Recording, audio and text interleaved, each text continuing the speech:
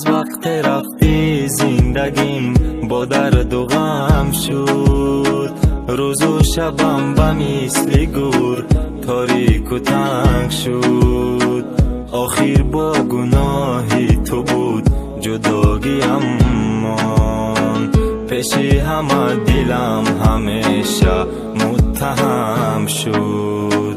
از رفتنت من روز و شب آرام ندارم، شبها تا روز از دردیش من خواب ندارم.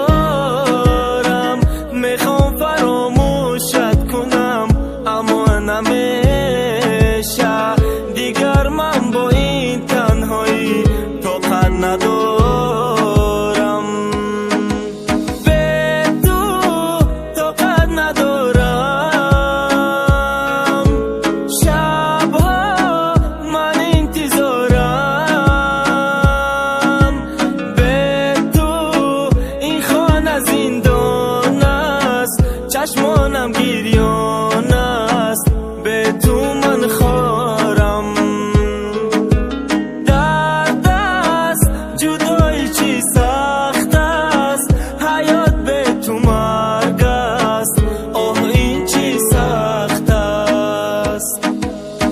تو چی خطا نیستی کار دقی مکنی، چی خطا نیستی خطا خوشی مرد دیگه کنی. وقتی آیله داری وجدان دزابت نداد بالشتی تگی سرطان بوی ما بکت نخواد جای خوابی الانی مخوابانی دیگه مرده. تو چی خطا نیستی با ناموسی ما بازی کرده، تو ناموسی ما بودی تو رکشم یا خود نه بغیری مرد دیگه چیزه نیست عقلشی ما.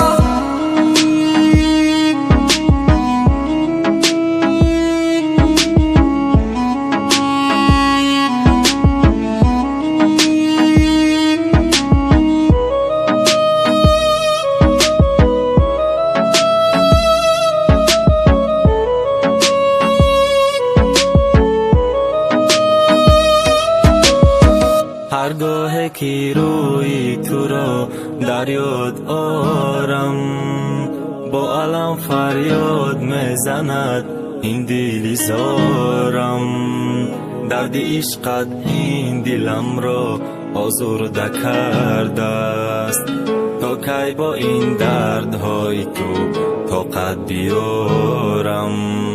هر شب فقط با فکر تو چشمم رو